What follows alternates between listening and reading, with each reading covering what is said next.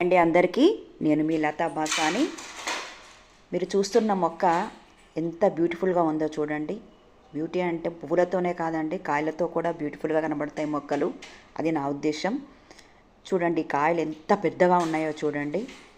నేను బెంగళూరులో షాపింగ్ కోసం అని వెళ్తూ ఉంటే ఈ మొక్క ఒక దారిలో కనబడిందండి. ఈ మొక్క నేనైతే దబ్బ నిమ్మకాయ అనుకుంటున్నాను, కానీ దబ్బ నిమ్మకాయ కంటే పెద్ద సైజులో అనిపించాయి నాకు. ఒక్కొక్క కాయ దాదాపుగా ఒక పుచ్చకాయ అంత ఉందండి. అదే అండి వాటర్ మెలాన్.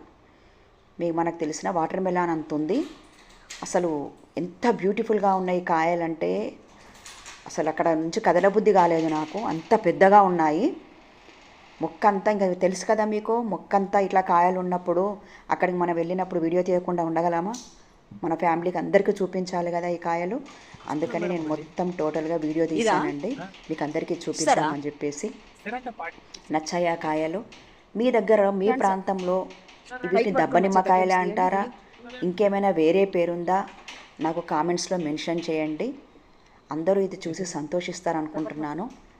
చూడండి ఎంత గుత్తులు గుత్తులుగా ఉన్నాయో చూడండి కాయలు. మొత్తం ఈ మొక్క అంతా కలిపి దాదాపుగా ఒక 300 కాయ వరకు ఉంటుందనిపించింది నాకు.